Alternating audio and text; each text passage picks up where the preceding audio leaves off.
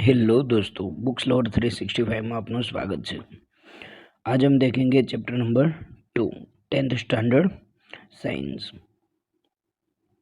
So that is the first question.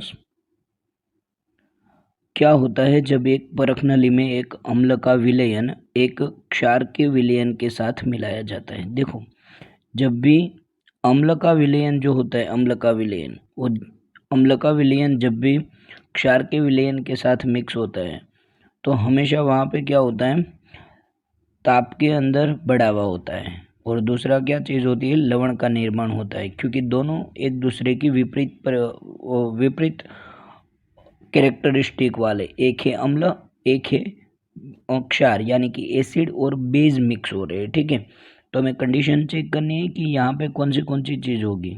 तो चलो check करते हैं। सबसे पहले लिखा है विलयन का ताप बढ़ता है, यस। तो जहाँ जहाँ पे 1 लिखा होगा वो हमारा आंसर होगा, यानी कि देखो सी के अंदर 1 नहीं मिला तो वो हमारा आंसर नहीं हो सकता, यानी कि ये गलत है। सेकंड, विलयन का ताप घटता है, नहीं भाई नहीं, विलयन का ताप घटेगा नहीं, अभी तो हमने मना किया कि नहीं घटेगा। ठीक है, तो जहाँ पे 2 होगी वो आंसर हमारा गलत हो जाएगा, यानी कि सी ऑलरेडी गलत कर दिया हमने। तीसरे के अंदर लिखा है विलयन का ताप समान रहेगा, नहीं, विलयन का ताप समान नहीं रहेगा क्योंकि विलयन का ताप बढ़ेगा, यानी कि जहाँ पे 3 लिखा है वो भी हमारा आंसर गलत हो जाएगा, यानी कि बी भी हमारा आंसर नहीं हो सकता।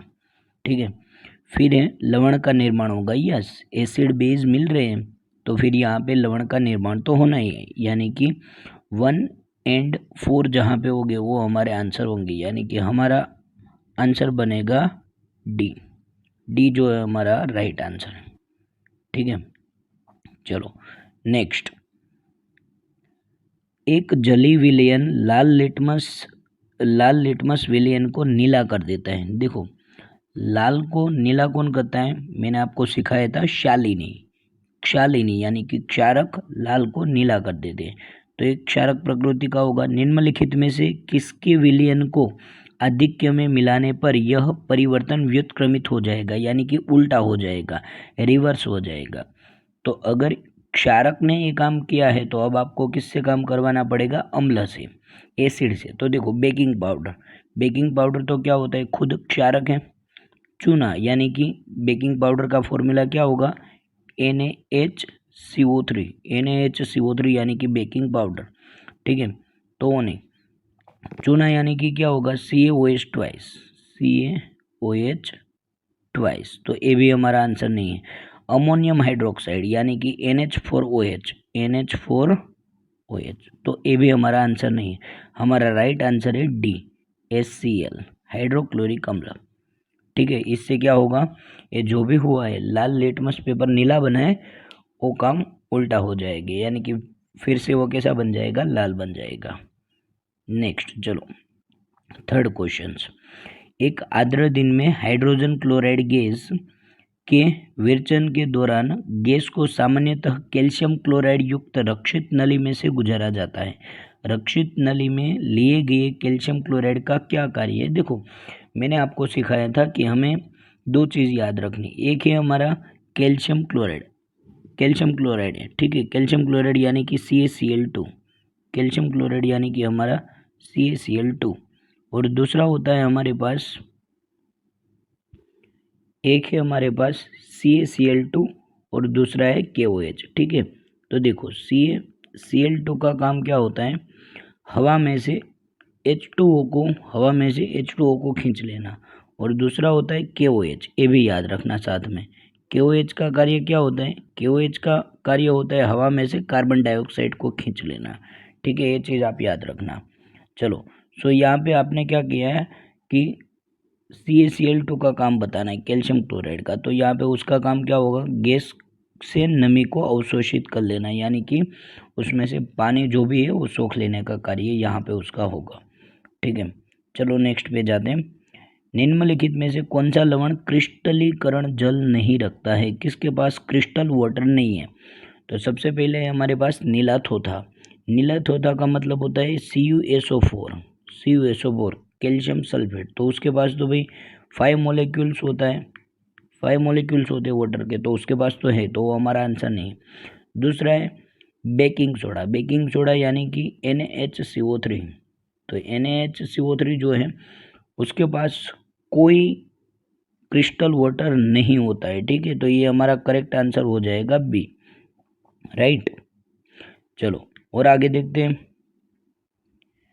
दूसरा हमारे पास है धावन सोडा। धावन सोडा का मतलब यानी कि वॉशिंग सोडा। वॉशिंग सोडा की फॉर्मूला होती है हमारे पास Na2CO3 Na2CO3 into 10H2O 10H2। ये जो 10H2O लिखा वही क्या है हमारा क्रिस्टल वाटर, तो ये भी हमारा आंसर नहीं हो सकता। और लास्ट में हमारे पास जिप्सम। तो जिप्सम का तो सबने रट्टा ही मार लिया। अब जिप्सम का फॉर्मूला क्या होता है CaSO4 इंटू 2H2O। अगर ये 2H2O की जगह पे 1/2H2O आ जाए तो वो बन जाएगा प्लास्टर ऑफ पेरिस POP, ठीक है। तो हमारे पास यहाँ पे आंसर होगा कि किसके पास क्रिस्टल वाटर नहीं होता है, तो बेकिंग सोडा के पास कोई क्रिस्टल वाटर नहीं होता है, ठीक है। चलो वो हमारा करेक्ट आंसर हो जाएगा। नेक्स्ट आगे बढ़े। अब हमारे पास 5 नंबर का क्वेश्चन,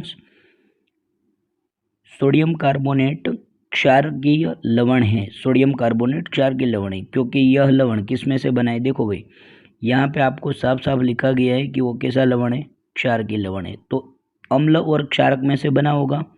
तो अगर क्षारकीय है तो यहाँ पे क्षारक कैसा होगा, प्रबल होगा। तो आप आंसर में देखो यहाँ पे दुर्बल क्षारक, तो दोनों आंसर हमारे निकल गए।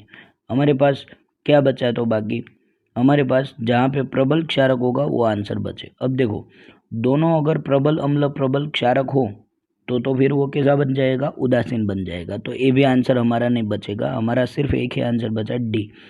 क्यों वो भी समझाऊँ आपको।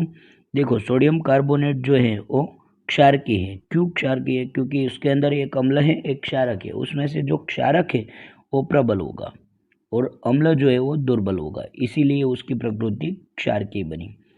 अगर अम्ल है वो प्रबल होता और क्षारक दुर्बल होता तो फिर सोडियम कार्बोनेट की प्रकृति कैसी हो जाती, अम्लीय हो जाती, ठीक है। या तो दोनों प्रबल होंगे या तो दोनों दुर्बल होंगे, तो फिर वो बन जाएगा उदासीन। तो ये तो बहुत ही इजी था। दांत के इनेमल में कैल्शियम फॉस्फेट होता है। कैल्शियम फॉस्फेट यानी कि Ca3PO4 ट्वाइस। कैल्शियम फॉस्फेट की फॉर्मूला होती है Ca3PO4 ट्वाइस।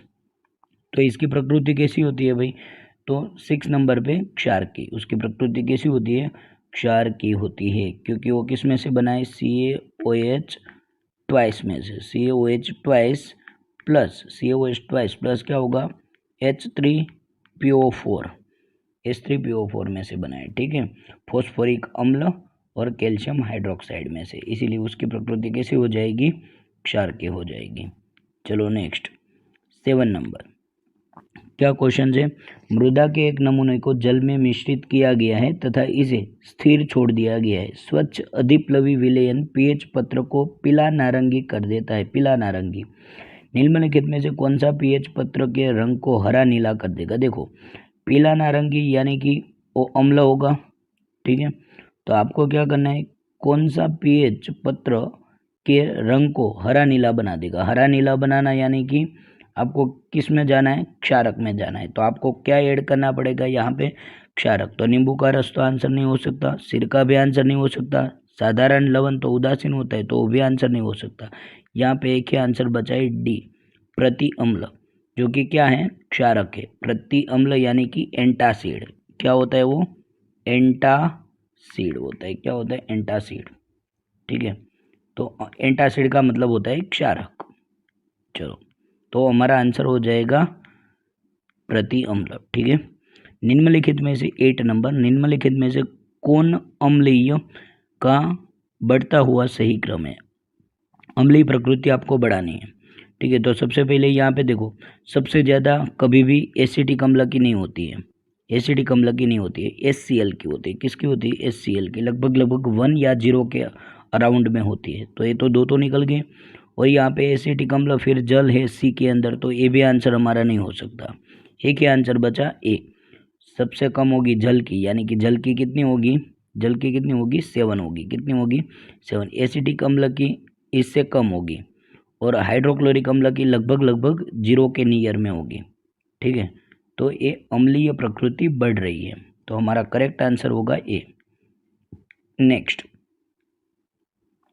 क्या लिखा है हमारे पास है कि एक विद्यार्थी के हाथ पर दुर्घटनावश सांद्र अम्ल यानी कि बहुत ही स्ट्रॉन्ग अम्ल एसिड जो होता है उसकी बूंदे गिर जाती है, उसे क्या करना चाहिए? क्या करना?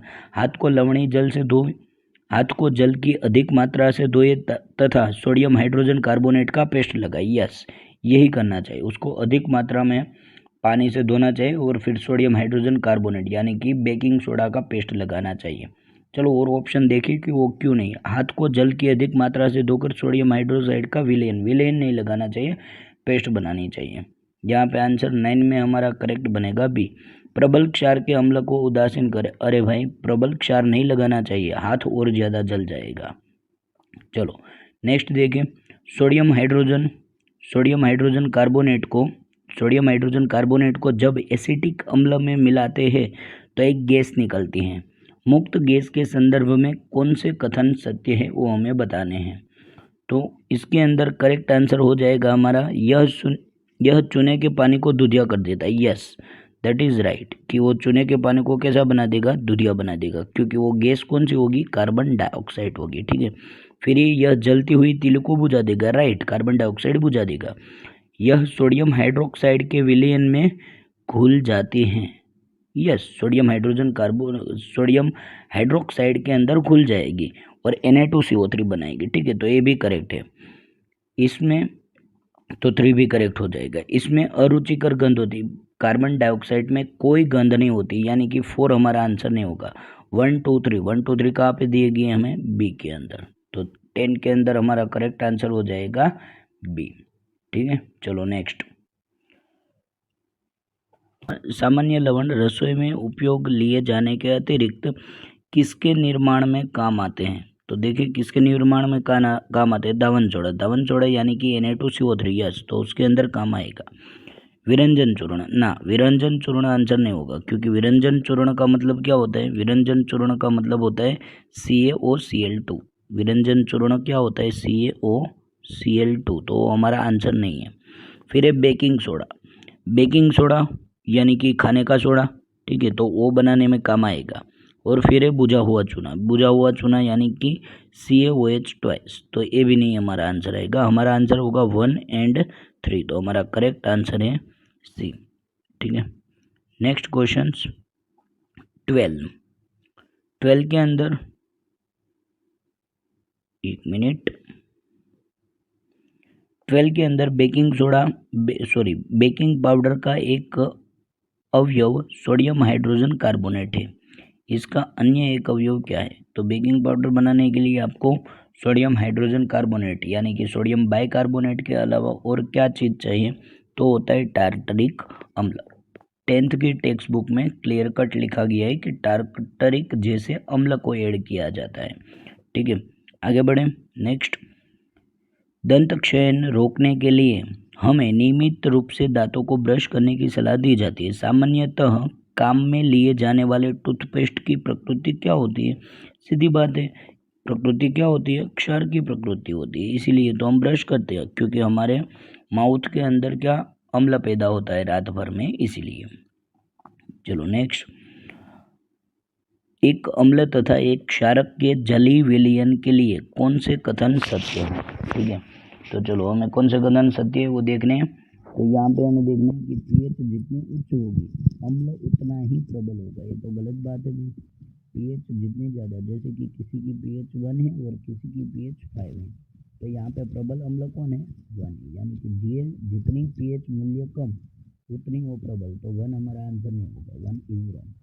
pH जितनी उच्च होगी अम्ल उतना ही दुर्बल होगा, सीधी बात है। जितनी उच्च, जैसे कि 5 है तो अम्ल दुर्बल है, एक की कंपेरिजन में। ठीक है, तो 2 वाला हमारा आंसर होगा। तो 2 वाले आंसर हमारे पास बी एंड डी है।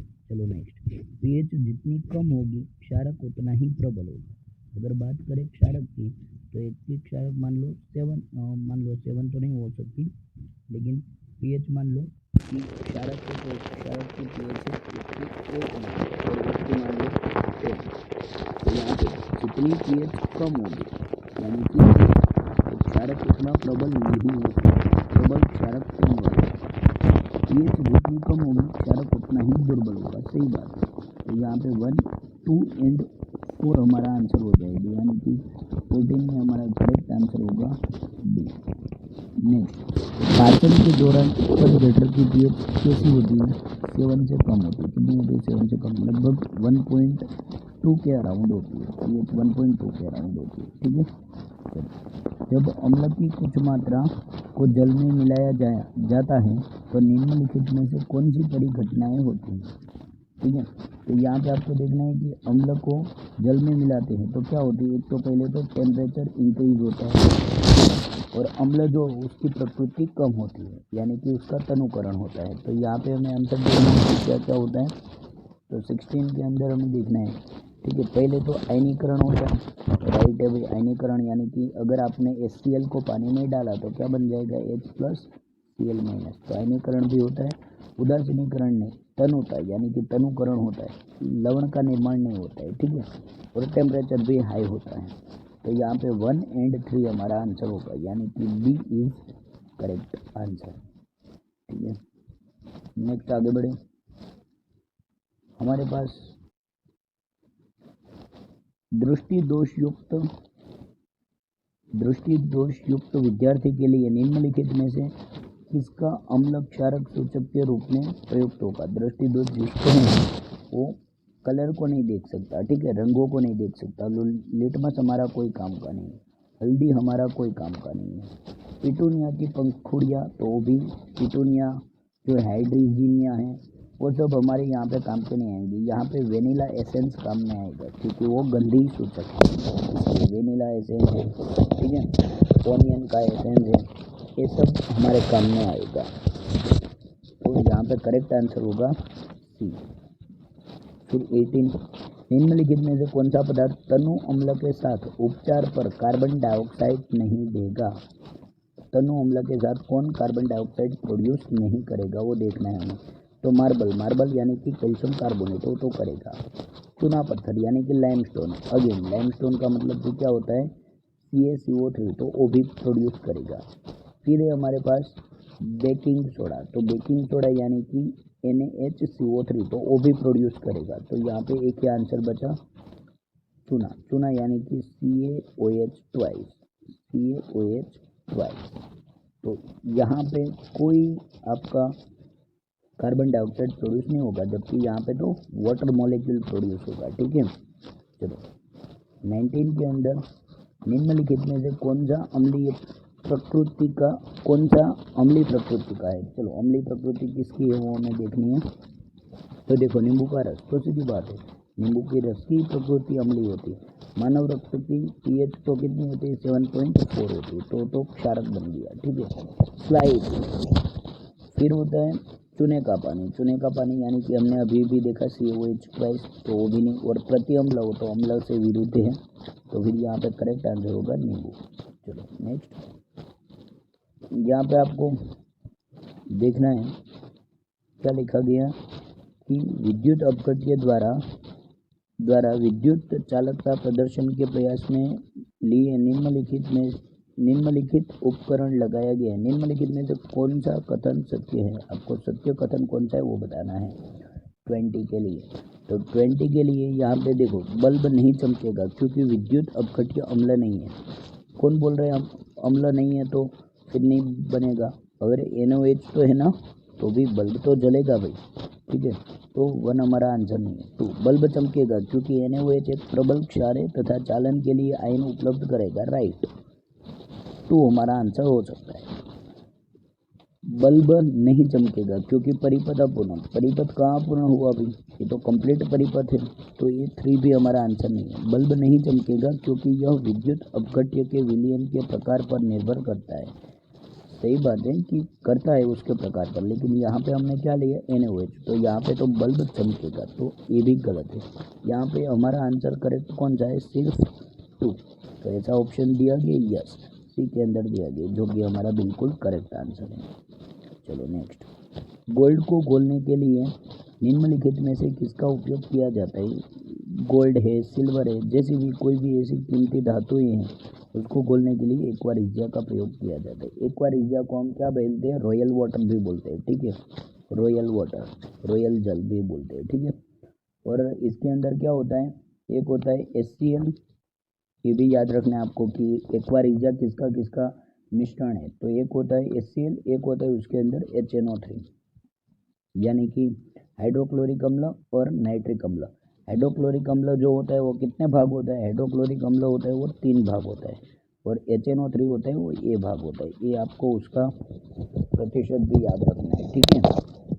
चलो, यानी कि 75% और 25%। चलो नेक्स्ट पे जाएं।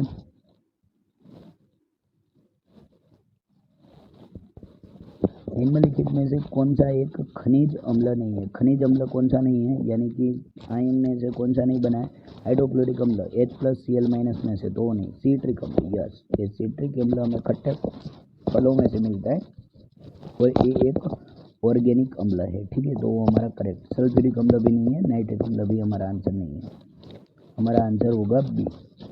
23, निम्नलिखित में से कौन सा एक क्षारक नहीं है, क्षारक कौन नहीं है वो देखना है। तो NaOH वो तो क्षारक है भाई, प्रबल क्षारक है। KOH वो दुर्बल क्षारक है।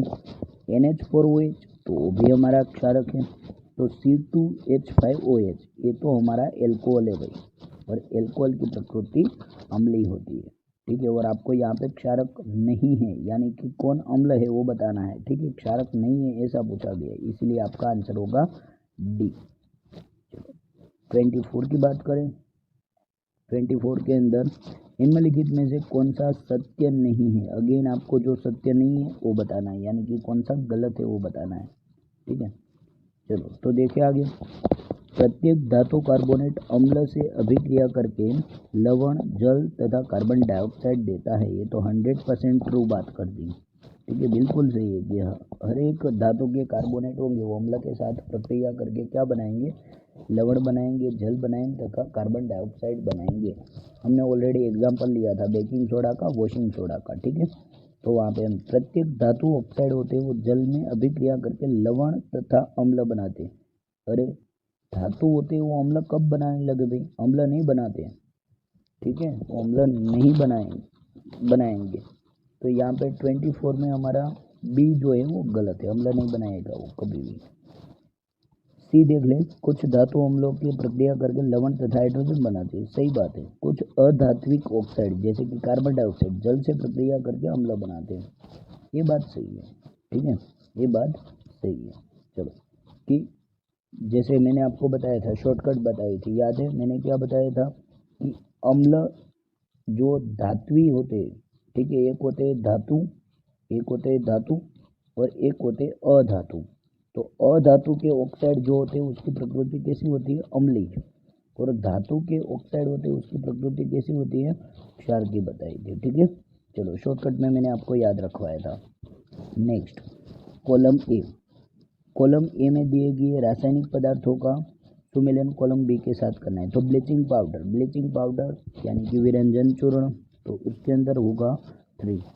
बेकिंग सोडा, बेकिंग सोडा कहाँ पे गया, बेकिंग सोडा होता है प्रति अम्ल, कैसा होता है, प्रति अम्ल होता है क्योंकि वो क्षारक है। फिर है दावन सोडा, दावन सोडा का कार्य यहाँ पे क्या होगा, और दूसरा है सोडियम क्लोराइड, ठीक है। तो दावन सोडियम क्लोराइड, दावन सोडा जो होता है वो क्या करता है, सोडियम क्लोराइड यानी कि NaCl होगा, तो H2 तथा Cl2 का उत्पाद करता है। और दावन सोडा क्या करता है, कांच का विरचन करता है।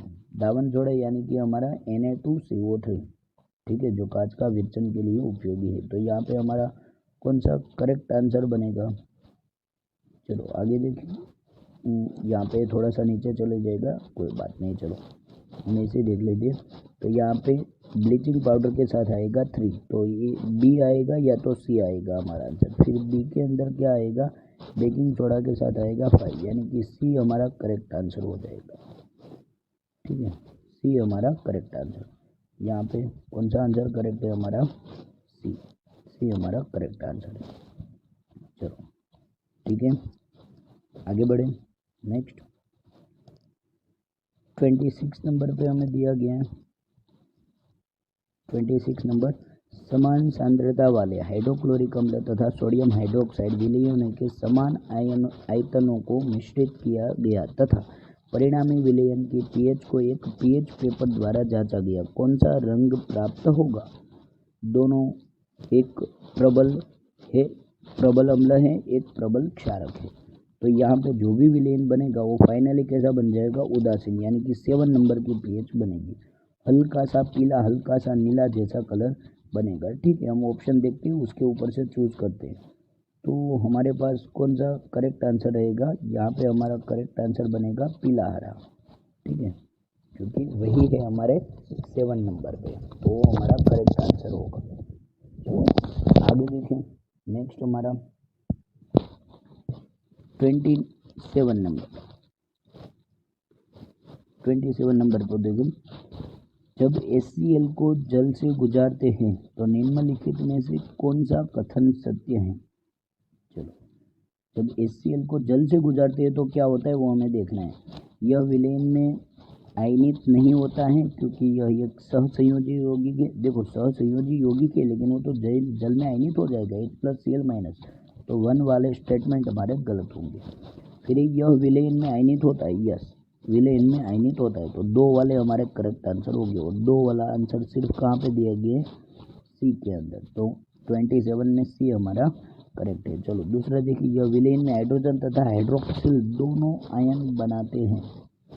तो दोनों आयन तो कैसे बना देगा भाई? हाइड्रोजन भी बनाएगा, हाइड्रोक्सिल भी बनाएगा। ये तो गलत है क्योंकि अम्ल है तो सिर्फ हाइड्रोजन आयन ही बनाएगा। फिर 4 में लिखा है, यह जल के अणु से संयोग के कारण विलयन में हाइड्रोनियम आयन बनाएगा। सही बात है, हाइड्रोनियम आयन बना सकता है, H3O+। तो यहाँ पे सी आंसर हमारा करेक्ट होगा। ठीक है, 28 नंबर को देखें, अम्लों के लिए निम्नलिखित में से कौन सा कथन सत्य है? अम्ल कैसे होते हैं? स्वाद में खट्टे होते हैं। तो ये कड़वे कड़वे वाले तो आंसर गए हमारे, खट्टे होते हैं। तथा मैंने क्या बताया था आपको? अनिल, याद क्या रखना है आपको? अनिल, अनिल का मतलब होता है अम्ल होते हैं वो नीले को लाल बनाता है। तो यहाँ पे अम्ल होते हैं वो क्या करते हैं? नीले को लाल बनाते हैं। तो आपका आंसर सी होगा करेक्ट। स्वाद में खट्टे होते हैं और अम्ल नीले को लाल बनाते, इसलिए मैंने याद रखवाया था अनील। ठीक है, चलो आगे बढ़े। 29 नंबर, हाइड्रोक्लोरिक अम्ल के तनु जलीय विलयन में निम्नलिखित में से कौन उपस्थित होंगे? हाइड्रोक्लोरिक अम्ल के अंदर कौन कौन उपस्थित होंगे वो देखना है। हाइड्रोक्लोरिक अम्ल के अंदर H3O+ एंड Cl, यस हो सकता है, H+Cl- आप बोल सकते हैं। H3OOH, OH तो नहीं होगा, ClOH भी नहीं होगा। अनआयनित Cl, अनआयनित कैसे होगा भाई? उसका आयनीकरण होगा, तो ये हमारा करेक्ट है। यहाँ पे अगर H3O+ की जगह पे सिर्फ H+ लिखा होता ना तो भी ये हमारा करेक्ट ही बनता। ठीक है, फिर उसके बाद है 30 नंबर। 30 नंबर के अंदर क्लोर क्षारक प्रक्रम में अभिक्रिया के सही प्रदर्शन को पहचानिए। क्लोर क्षारक के अंदर देखो यहाँ पे आपको बड़ी गेम है। ठीक है, सभी की जगह पे NaCl लिखा है, सभी की जगह H2O लिखा है, NaOH लिखा है और H2 गैस तथा Cl2 गैस लिखा है। ठीक है, मतलब आपको यहाँ पे उसका स्टेट कौन सा होगा वो देखना है। तो यहाँ पे करेक्ट क्या होगा? देखो NaCl जो होता है वो लिक्विड नहीं होता है, वो तो पानी में खुला हुआ है, इसीलिए एक क्यों लिखा मिलेगा? एक्वियस। तो ये आंसर हमारा गलत हो गया। फिर पानी होता है वो कैसा होता है? लिक्विड होता है, वो थोड़ी ना पानी में घुला हुआ है, तो ये भी हमारा गलत हो गया, एक क्यों नहीं आएगा। चलो अब ठीक है, NaCl एक्वियस होगा, H2O लिक्विड होगा। फिर NaOH जो होता है वो पानी में घुला होता है, इसलिए एक क्यों लिखा है, वो दोनों में सही है। फिर Cl2 जो होता है वो कैसा होता है? गैस होता है। Cl2 क्या है? गैस, वो प्रोड्यूस होती है और उसमें से बाहर निकल जाती है, तो एक क्यों नहीं आएगा, वो गलत है। और हाइड्रोजन भी गैस है, तो यहाँ पे हमारा करेक्ट हो जाएगा डी। सिर्फ आपको कौन सा स्टेट होता है वो पहचानना था यहाँ पे। ठीक है, चलो नेक्स्ट आगे बढ़ें। अब लघु उत्तरीय प्रश्न है, मैं आपको यहाँ पे शॉर्ट में बताने की कोशिश करूँगा। ये PDF मैं आपको दे दूंगा, PDF के अंदर डिटेल में आंसर दिया गया है। ठीक है, मैं यहाँ पे आपको बिल्कुल शॉर्ट में समझाता हूँ कि आपको कैसे डील करना है। चलो आगे देखें। 31 कॉलम ए में दिए गए अम्लों को सुमेलन कॉलम बी के साथ आपको करना है। क्या है? लैक्टिक अम्ल। लैक्टिक अम्ल कहाँ पे होता है भाई? दही के अंदर, दूध के अंदर, या दूध की बनी कोई भी चीज़ के अंदर, दूध, छाछ, दही, ये सब के अंदर, तो यहाँ पे आएगा दही। एसिटिक अम्ल कहाँ पे होता है? सिरका के अंदर। सिट्रिक अम्ल खट्टे फलों के अंदर यानी कि नींबू के अंदर, संतरे के अंदर, वो सब के अंदर। ऑक्जेलिक अम्ल कहाँ पे होगा? टमाटर के अंदर। ठीक है, मैंने आपको याद रखवाया था ओटो। क्या याद रखना है आपको? ओटो, यानी कि ऑक्जेलिक एसिड कहाँ पे होगा? टोमेटो के अंदर। ठीक है, चलो नेक्स्ट आगे बढ़े। फिर आपको यहाँ पे भी यही करना है। Plaster of Paris, POP, plaster of Paris यानी कि क्या होगा आपको? CaSO4 into 1/2H2O। ठीक है, 1/2H2O यानी कि plaster of Paris. Calcium sulphate hemihydrate. Gypsum यानी कि चिरोड़ी, CaSO4 इंटू 2H2O, तो होता है जिप्सम। ब्लीचिंग पाउडर यानी कि CaOCl2, विरंजन पाउडर भी बोलते हैं इसे। ठीक है, और बुझा हुआ चूना यानी कि CaOH, चूने का पानी। ठीक है, चलो तो ये हमारा करेक्ट होगा। फिर 33 के अंदर निम्नलिखित पदार्थों के लिटमस पत्र पर क्या क्रिया होगी? लिटमस पेपर को क्या असर करेंगे वो देखना है। शुष्क HCl जो होता है वो कुछ भी नहीं कर पाएगा क्योंकि उसका आयनीकरण नहीं हो सकता है। NH3 गैस जो होती है उसकी प्रकृति कैसी होती है भाई? वो लाल लिटमस पेपर को नीला बनाते हैं। ठीक है, NH3 क्या करेंगे? लाल लिटमस पेपर को नीला बनाएंगे क्योंकि ये क्षार की प्रकृति होता है। नींबू का रस उससे उल्टा काम करेगा, वो क्या करेगा? नीले लिटमस पेपर को लाल बनाएगा। कार्बोनीकृत पेय पदार्थ यानी कि कोल्ड ड्रिंक्स के अंदर कार्बन डाइऑक्साइड होता है, तो वो भी अम्लीय प्रकृति का होता है, इसीलिए नीले को लाल बनाएगा। दही है, वो भी अम्लीय प्रकृति का, इसलिए वो भी नीले को लाल बनाएगा। साबुन का विलयन जो है वो क्या करेगा? लाल को नीला बनाएगा क्योंकि वो क्षार की प्रकृति का है। ठीक है, आराम से देख लेना। फिर चींटी के दंश में उपस्थित अम्ल का नाम तथा इसका रासायनिक सूत्र दीजिए। चींटी है, मधुमक्खी है, ठीक है, और सबके दंश के अंदर कौन सा अम्ल होता है? मेथेनोइक अम्ल होता है। कौन सा होता है? मेथेनोइक अम्ल। और मेथेनोइक अम्ल को फॉर्मिक अम्ल या फॉर्मिक एसिड भी बोलते हैं और उसकी फॉर्मूला है HCOOH। ठीक है, ये होता है मेथेनोइक अम्ल। नेक्स्ट आगे बढ़े, हमारे पास क्वेश्चन है कि क्या होता है जब अंड कवच में नाइट्रिक अम्ल मिलाया जाता है? अंड कवच में नाइट्रिक अम्ल मिलाते हैं तो अंड कवच किसका बना होता है भाई? अंड कवच बना होता है CaCO3 का। किसका बना होता है? CaCO3 का। उसके अंदर नाइट्रिक अम्ल यानी कि HNO3 आप मिक्स कर रहे हो तो क्या बनेगा? कैल्शियम जो है वो प्लस है तो वो माइनस के साथ अभिक्रिया करेगा, यानी कि वो पीछे जाएगा और पीछे वाला आगे के साथ जाएगा। तो यहाँ पे क्या बनेगा? CaNO3 twice. क्या बनेगा? CaNO3 twice. मैं यहाँ पे आपको लिख दूँ, क्या बनेगा? CaNO3 twice plus carbon dioxide gas पैदा होगी। ठीक है, चलो आगे बढ़े। 36, एक विद्यार्थी ने दो पृथक बीकरों में एक अम्ल तथा दूसरे के अंदर क्षार का विलयन बनाया। वह विलयनों को लेबल करना भूल गए तथा प्रयोग में लिटमस पत्र उपलब्ध नहीं था। क्योंकि दोनों विलयन रंगहीन है तो इसका विभेद कैसे करेंगे? बहुत सारे तरीके यहाँ हमारे पास हो सकते हैं प्राकृतिक, जैसे कि हल्दी का उपयोग कर सकते हो, गुड़गल का यूज़ कर सकते हो, उसके अलावा फिनोप्थेलिन का यूज़ करते हो, मेथिलीन ब्लू का यूज़ कर सकते हो। ठीक है, तो आप दोनों कौन सा अम्ल है, दोनों क्या अम्ल है, कौन सा क्षारक है, आप अच्छे से दोनों को आइडेंटिफाई कर सकते हो। नेक्स्ट हमारे पास है कौन सा प्रश्न है अब? 37, ऊष्मन के द्वारा आप बेकिंग पाउडर तथा धावन सोडा का विभेद कैसे करेंगे? बेकिंग पाउडर का मतलब क्या होता है? NaHCO3 और धावन सोडा यानी कि वॉशिंग सोडा वो क्या होता है? Na2CO3 into 10H2O। तो देखो, जब हम NaHCO3 को गर्म करते हैं तो वो क्या करता है? कार्बन डाइऑक्साइड प्रोड्यूस करता है, जबकि Na2CO3 इंटू 10H2O को गर्म करते हो तो सिर्फ पानी के मॉलिक्यूल को छोड़ देता है, यानी कि कार्बन डाइऑक्साइड पैदा नहीं करेगा। तो ए बेसिस पे हम क्या कर सकते हैं? दोनों को आइडेंटिफाई कर सकते हैं।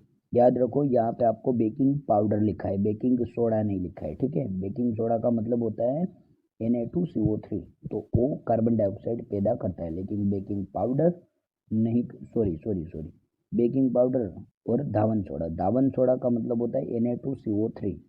ठीक है, तो धावन सोडा यहाँ पे कार्बन डाइऑक्साइड प्रोड्यूस नहीं करेगा। मैंने थोड़ा सा उल्टा बोल दिया। ठीक है, देख लेना, लास्ट में बोला वो करेक्ट है और पहले बोला था वो भी करेक्ट था। ठीक है, आगे देखें, लवण ए जो सामान्य बेकरी उत्पाद में काम आता है, बेकरी उत्पाद में कौन सा लवण काम आता है, सबको पता है NaSCO3, क्योंकि केक है, पकोड़े, वो सबको स्पंजी क्रंची बनाने के लिए, ठीक है, पोचे बनाने के लिए NaSCO3। तो यहाँ पे ए जो होगा वो क्या होगा, NaHCO3, NaHCO3, ठीक है। फिर बेकरी उत्पाद में गर्म किए जाने पर एक अन्य लवण बी में परिवर्तित हो जाता है, बी में परिवर्तित यानी कि उसके अंदर से वो उसको आप गर्म करोगे तो वो क्या बन जाएगा, Na2CO3 बन जाएगा, क्या बन जाएगा, Na2CO3 बन जाएगा। तो बी, ये हमारा ए है, ये हमारा बी है। फिर ये परिवर्तित होती है जो कि स्वयं जल की कठोरता को दूर करने में प्रयुक्त होता है, जी बिल्कुल होता है। साथ ही एक गैस सी मुक्त होती है, कौन सी गैस मुक्ति हो, सबको पता है, कार्बन डाइऑक्साइड ही पैदा होती है। तो सी का मतलब होगा कार्बन डाइऑक्साइड। गैस सी को चूने के पानी में प्रवाहित करने पर वह दूधिया हो जाती है, सही बात है, चूने का पानी यानी कि CaOH ट्वाइस, तो वो दूधिया रंग का बन जाता है, क्योंकि वहाँ पे CaCO3 बन जाता है इसीलिए, राइट। वो दूधिया क्यों बनता है, क्योंकि वहाँ पे CaCO3 पैदा होता है। तो हमने A, B, C तीनों को पहचान लिया, राइट। आगे बढ़े, 39, सोडियम हाइड्रोक्साइड।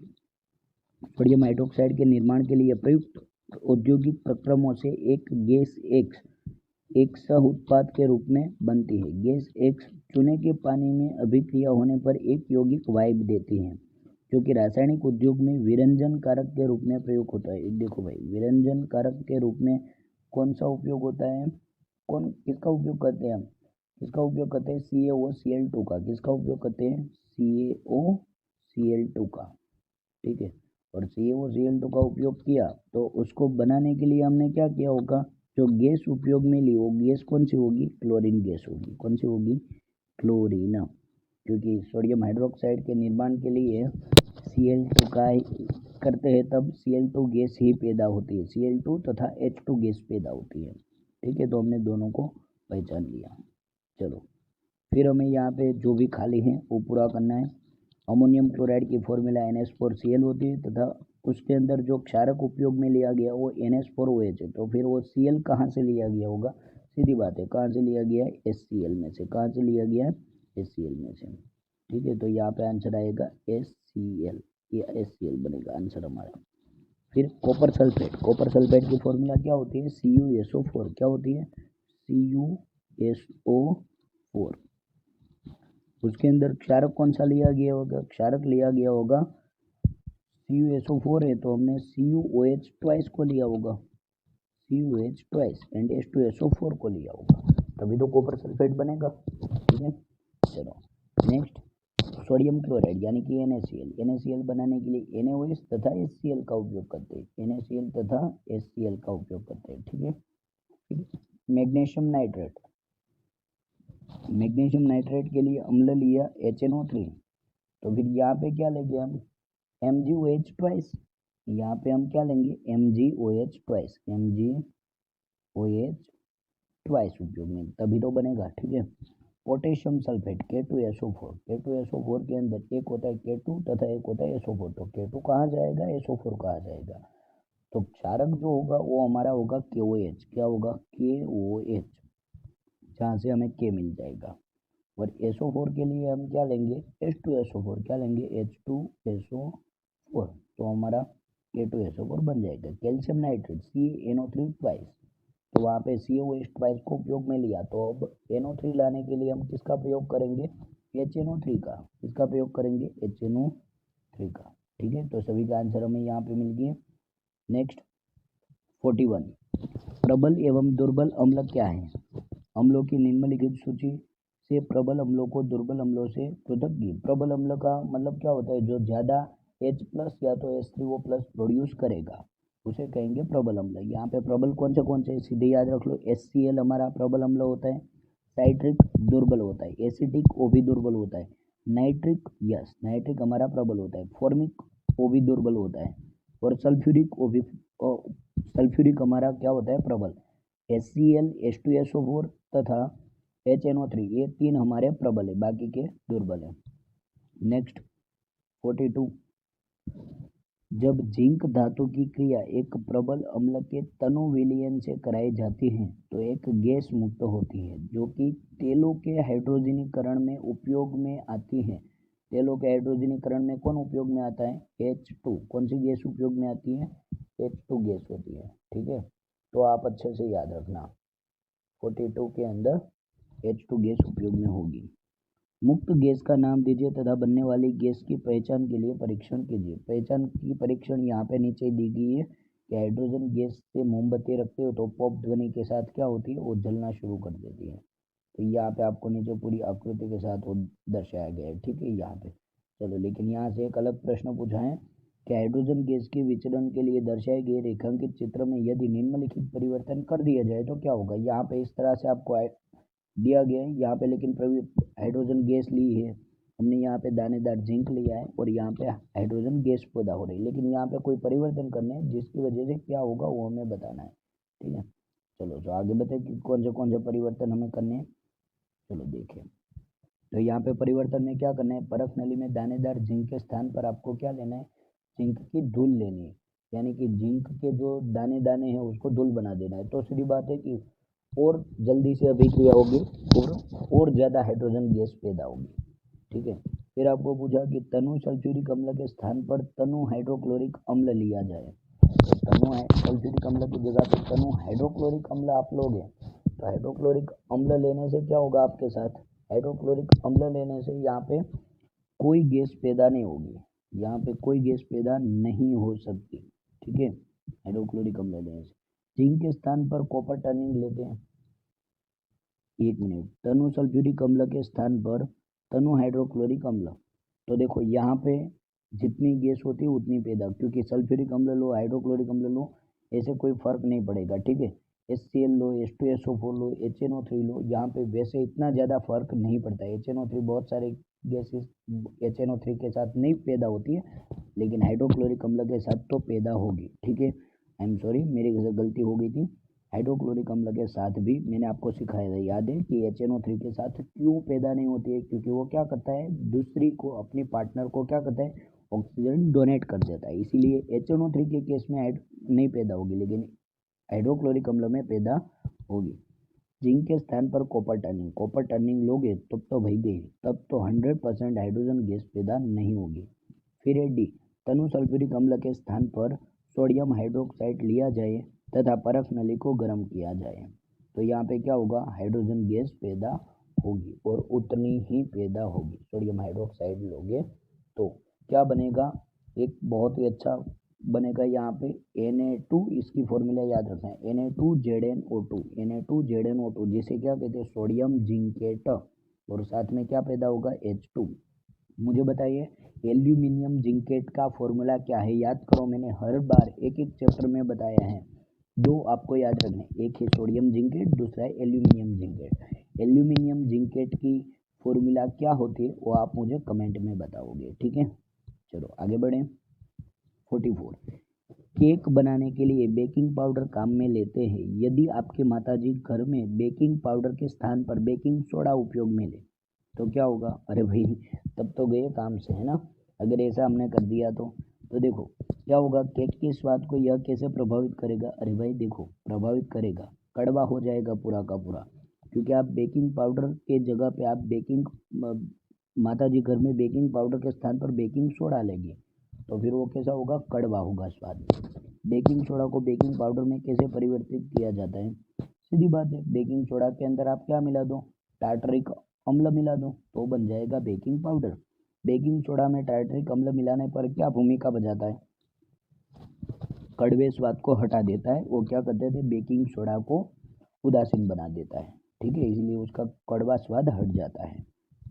नेक्स्ट 45, एक धातु कार्बोनेट X एक अम्ल से अभिक्रिया कर एक गैस देता है जो एक विलयन Y में गुजरने पर पुनः धातु कार्बोनेट देती है। वही दूसरी ओर एक गैस G जो कि ब्राइन के विद्युत अपघटन पर एनोड पर प्राप्त होती है। अब देखो यहाँ से हिंट मिली, एक गैस ब्राइन यानी कि समुद्र का पानी विद्युत अपघटन करेगी तो एनोड पर मिलेगी। एनोड कैसा होता है भाई? याद करो, पॉजिटिव। कैथोड कैसा होता है? नेगेटिव। पॉजिटिव के पास जो भी गैस प्रोड्यूस होगी वो कौन सी होगी, नेगेटिव, क्योंकि प्लस माइनस में आकर्षण होता है, माइनस प्लस में आकर्षण होता है। तो यहाँ पे आएगा Cl2 गैस, कौन सी आएगी, Cl2 गैस। चलो तो जी हमारी हो जाएगी Cl2, ठीक है, वो होगी Cl2। चलो आगे देखें, शुष्क वायु में से प्रवाहित करने पर एक यौगिक जेड देती है। देखो भाई, शुष्क वायु में से पसार करने पर जेड देती है, जिसका उपयोग पेयजल के रोगाणुनाशी करने के लिए होता है। अब पेयजल को, पीने के पानी को रोगाणुनाशी करने के लिए किसका उपयोग किया जाता है भाई, याद करो आप।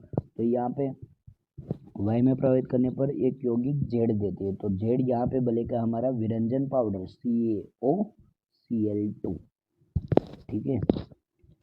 तो CaOCl2 बना, तो फिर आप याद करो कि CaOCl2 कब बनेगा, जब Cl2 गैस आप CaOH ट्वाइस में से पास कराओगे। तो सीधी बात है कि हमारा Y जो है, Y जो है वो क्या बन जाएगा, CaOH twice, CaOH twice. CaOH twice में जब आप H2 पास कराओगे तो हमारा क्या बनेगा, CaCO2, यानी कि Y हमारा बनेगा CaOH ट्वाइस। तो X क्या होगा हमारे पास, X शुरुआत में कौन सा कार्बोनेट होगा, CaCO3। इन शॉर्ट हमें यहाँ पे सब कुछ मिल गया। G यानी कि हमारा क्या होगा, Cl2 होगा।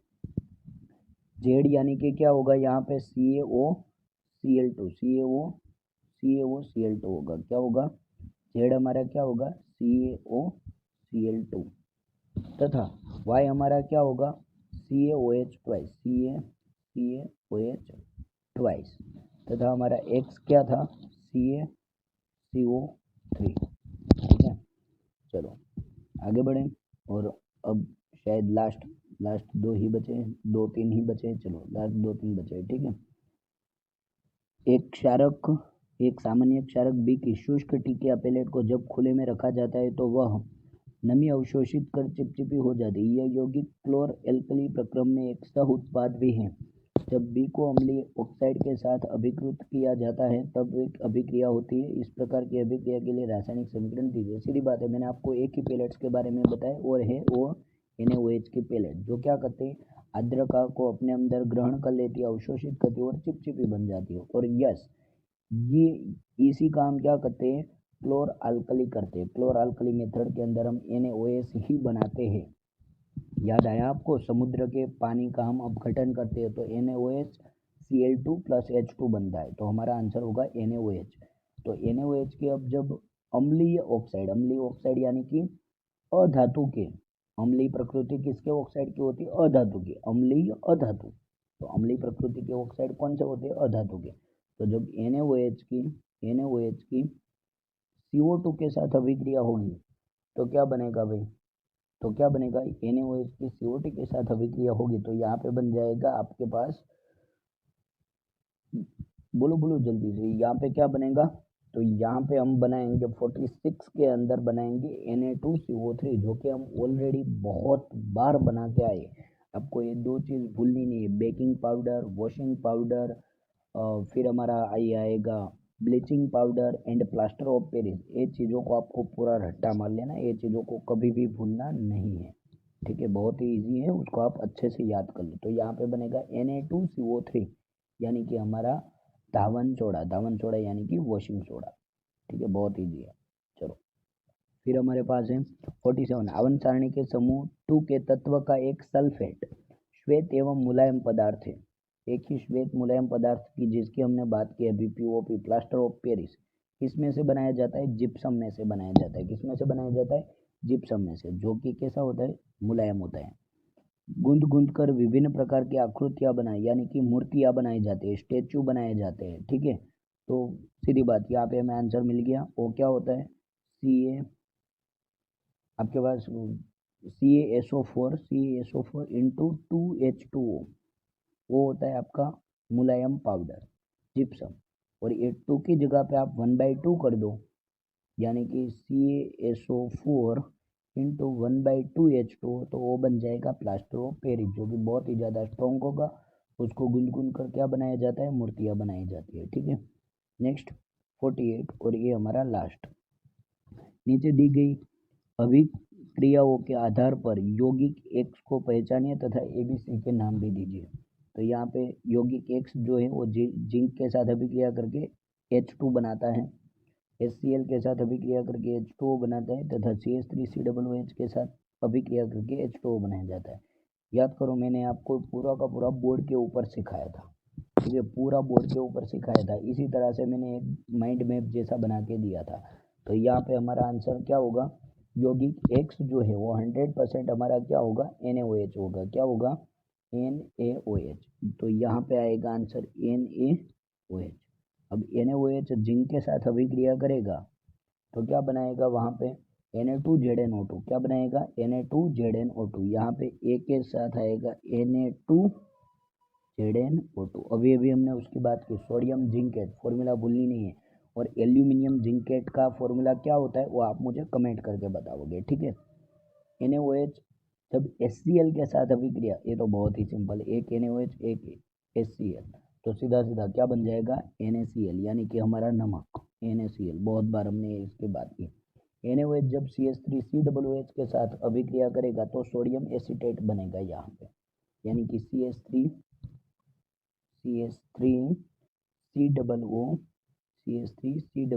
Na बनेगा, ठीक है। ये हमारा C, ठीक है, ये हमारा B है, ठीक है, और ये हमारा A। तो यहाँ पे 48 क्वेश्चंस थे वो ख़त्म हो गए। अब यहाँ पे मैंने आपको यहाँ पे सॉल्यूशन भी दे के रखा है, ठीक है। ये अध्याय 2 का पूरा सॉल्यूशन यहाँ पे आपको मिल जाएगा। पूरा सॉल्यूशन है, उत्तर के साथ है। यहाँ पे जितने भी उत्तर है वो सबके उत्तर यहाँ पे दिए गए, ठीक है। वो आराम से एक बार आप वीडियो पॉज करके देख लेना अगर देखना है तो, ठीक है। बाकी मैंने आपको वेल एक्सप्लेन किया, आप अपने तरीके से कर सकते हैं। यहाँ पे मैंने आपको बहुत शॉर्ट में बताने की कोशिश की, यहाँ पे फुल्ली आपको डिटेल में बताया गया है, ठीक है। तो आप यहाँ पे देख लेना and thank you so much.